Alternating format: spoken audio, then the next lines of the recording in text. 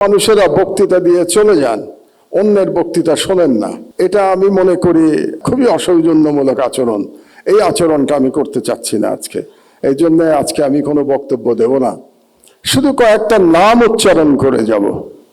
সম্ভবত আমি না করলে এই নামগুলো আর কেউ এখানে উচ্চারণ করবে না। তো সেই নামগুলো উচ্চারণ করে আমার বক্তব্য আমি শেষ করে দেব। প্রথমে যে নামটি আমি উচ্চারণ করতে চাই, তিনি আমাদের গাজী ভাই, মরহুম গাজী ভাই রুহুল আমিন গাজী। তাকে ভুয়া মামলায়, ক্যান্সার আক্রান্ত গাজী ভাইকে ভুয়া মামলায় জেলখানায় রেখে বিনা চিকিৎসায় মৃত্যুর দিকে ঠেলে দেওয়া হয়েছে। আমাদের ম্যাডামের মতো, ম্যাডামকে যেমন বিনা চিকিৎসায় ভুয়া মামলায় মৃত্যুর দিকে ঠেলে দেওয়া হয়েছিল। দুর্ভাগ্যের বিষয় হলো আজকে যারা মিডিয়ার স্টলওয়ার্টার এখানে বসে আছেন, তারা কেউ গাজী ভাইয়ের জন্য টু শব্দ উচ্চারণ করেন নাই। এটাই বাস্তবতা। 2 নম্বরে আমি নাম বলতে চাই আসাদ ভাইয়ের। আসাদ ভাইকে আমাদের মধ্যে প্রবীণতম সম্পাদক, তাকে ছাত্রলীগের গুন্ডারা অফিসে ঢুকে দাড়ি ধরে নামিয়ে পুলিশের কাছে তুলে দিয়েছে এবং বছরের পর বছর তিনি জেলে থেকেছেন।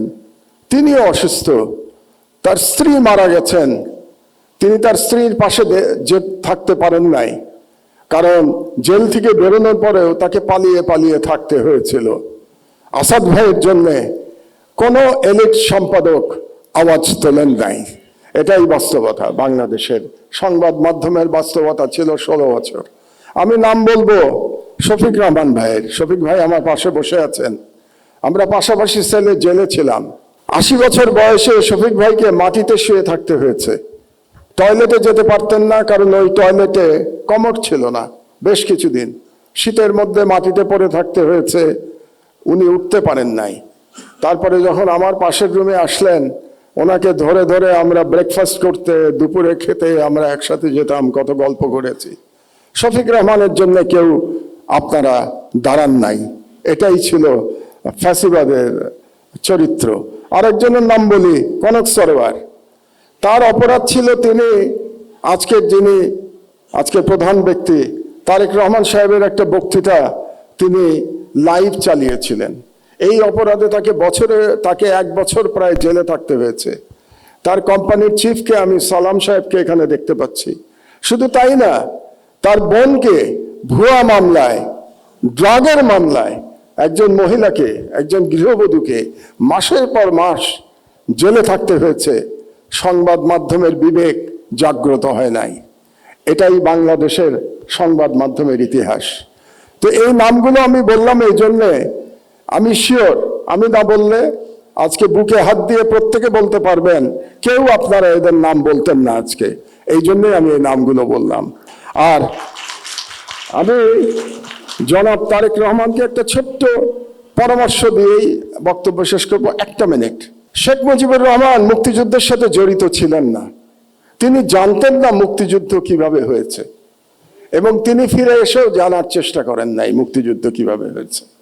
তাকে আওয়ামী লীগের লোকজন যা বলেছে এবং ভারতীয় পক্ষ যা বলেছে সেটাকেই তিনি ধরে নিয়েছিলেন। এটাই মুক্তিযুদ্ধের ইতিহাস ছিল।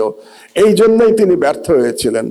জনাব তারেক রহমান, আপনি 17 বছর দেশে ছিলেন না, আপনি জানেন না এখানে কি হয়েছে। আপনার বিশিষ্ট লোকজন আপনাকে যা বলেছে এটাই আপনি শুনেছেন, এবং এখন যারা মিডিয়ার নতুন বন্ধুরা আপনাকে যেটা বলছে সেটাই আপনি শুনছেন, এবং সেটাই আপনি মনে করছেন এটাই বাংলাদেশের 17 বছরের ইতিহাস। বাংলাদেশের 17 বছরের ইতিহাস এটা না। সেই ইতিহাস আমি বর্ণনা করব ভবিষ্যতে যদি আপনি এরকম কোনো অনুষ্ঠানের আয়োজন করেন এবং সেই অনুষ্ঠানে আমাকে 15 মিনিট সময় দেন, তাহলে বাংলাদেশের মিডিয়ার ইতিহাস, 50 বছরের ইতিহাস আমি বর্ণনা করব। সেই প্রত্যাশা ব্যক্ত করে আমার বক্তব্য শেষ করছি। আপনারা শুনলেন, আমাকে দাওয়াত দিয়েছেন এখানে, এই জন্য ধন্যবাদ জানিয়ে আমার বক্তব্য শেষ করছি। আল্লাহ হাফেজ। বাংলাদেশ জিন্দাবাদ।